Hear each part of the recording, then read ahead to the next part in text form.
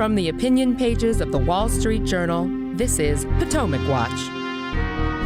Three more candidates join the Republican presidential race as Christie, former governor of New Jersey, Mike Pence, former vice president and congressman, and Doug Burgum, current North Dakota governor, launched their campaigns. What did their launches tell us about the candidates and their candidacies? Plus, a dozen or so House Republican backbenchers shut down the House in anger at the debt ceiling deal negotiated by Speaker McCarthy. What do the rebels want? Welcome to Potomac Watch. I'm Paul Gigot, editor of these opinion pages, and I'm here with Kim Strassel and Kyle Peterson, two of my esteemed colleagues. Welcome to you both. Let's take these candidates one at a time. We'll start with the former Vice President Mike Pence. He took on the issue of January 6th, 2021 directly, and let's listen to what he said. I'll always be grateful for what President Trump did for this country.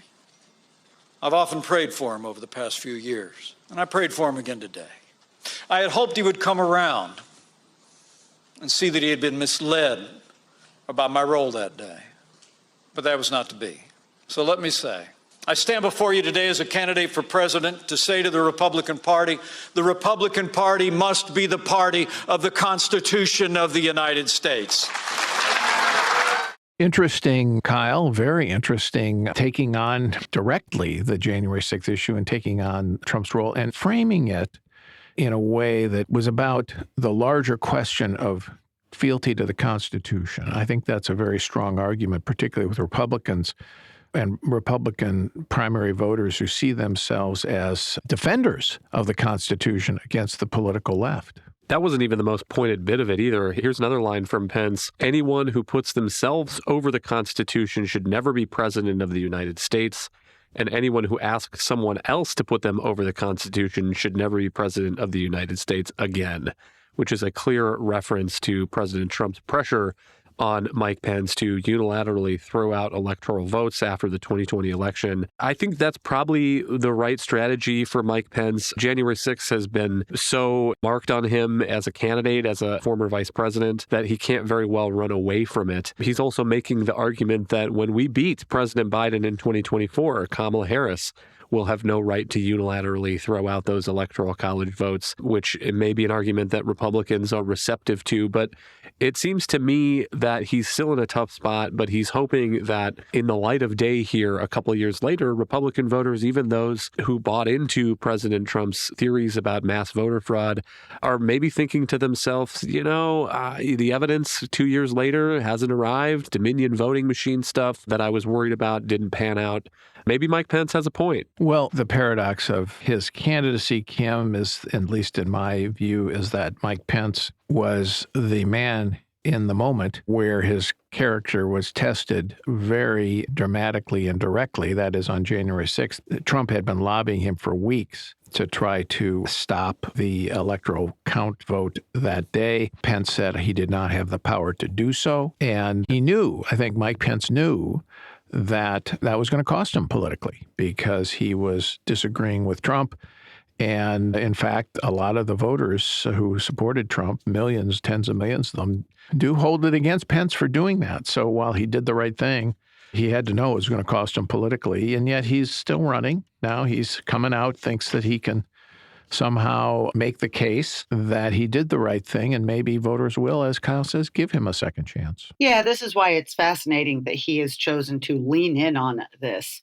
But I think it provides him something else as well, too, which is that it helps to answer the question that obviously also surrounds his candidacy, which is why you and not Trump? You were part of the Trump administration. Why are you no longer backing this guy? Why should we now change our allegiance to you? And it was interesting in his speech, he spent a lot of time talking about taking credit for and bragging about the Trump record on other issues, talking about how they cut taxes and went after ISIS and built up the military, saying that he was very proud of that work, but then pivoting and saying, and the reason, however, that we can't have Trump again is because of the actions that he took on January 6th. We will see if people are willing to overlook that day, although I note that in many of my talks with people who were two-time Trump voters, they are still rattled about what happened that day.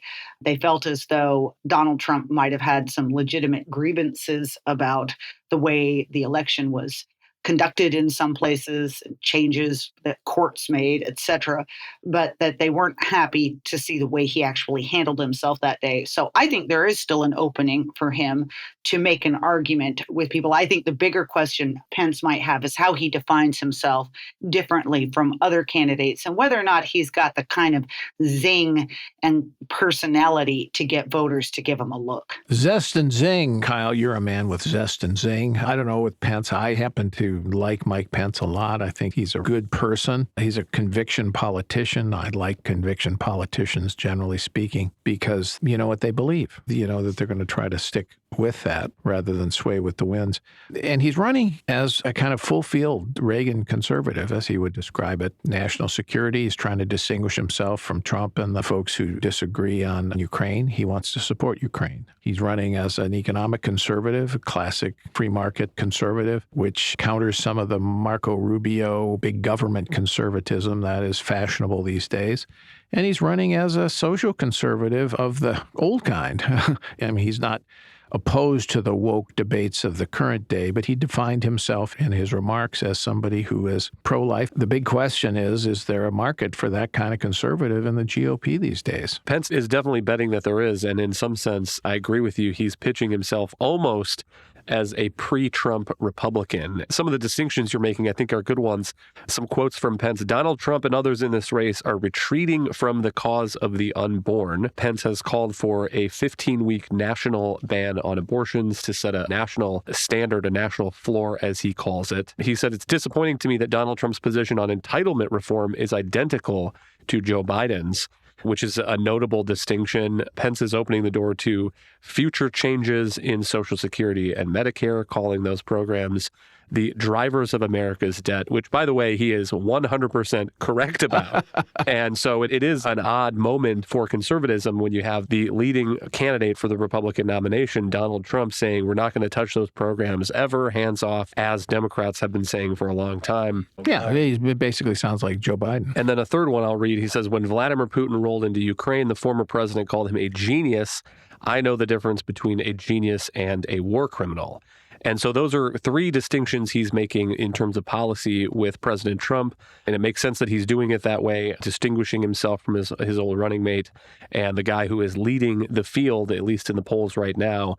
But notable also that some of those distinctions are also being drawn implicitly with other candidates like Florida Governor Ron DeSantis, who has adopted some of the Donald Trump approach on these issues. Well, I might take issue with that on some of these things for another day, the DeSantis versus Trump point. But I think certainly he's trying to draw a distinction on abortion, for example, with DeSantis, who has said we're not going to be able to pass a national law, and he wants that. Kim, is there a market for this full-field Reaganism, if you will? I'd like to think there is. But of course, the agenda itself is not only the issue here, it's also whether Mike Pence is the right messenger to carry it, given the degree to which he has alienated some of the MAGA voters. I'd like to think that there is. And what's really going to be interesting to me about Pence is, remember, a big reason that Donald Trump was elected was a couple things. First of all, he had the fight, right? People felt that there had been years of establishment Republican candidates who didn't want to touch some of the thornier issues, didn't push back hard enough against the media, and voters like that about Donald Trump. Also, obviously, some of these particularly sore issues for some Republicans who felt that their leaders hadn't addressed them or addressed their concerns about things like trade, for instance, and immigration. The party has changed a little bit. I'd love to see, and I am waiting to see where Pence comes out on some of these. He certainly will be able to say, look, I was part of an administration that took us out of the Paris Climate Treaty, that cut regulations by some of the biggest amounts since forever, that refashioned the Supreme Court. I am a guy who is happy to do big, bold things, including, by the way, as Kyle mentioned, deal with our entitlement system, do something about our debt. That may appeal. We'll see where he comes out on some of these other issues. But my point is, I think that while Donald Trump has certainly attracted a certain size of a part of the party to some of his more touch or hot button issues, that there's still a lot of Republicans out there that would like to hear someone like Pence make an argument for a return to some of these Reagan-esque ideals. And do so with civility. He thinks there's a lane for conservatism sold with civility. We'll see if there is indeed.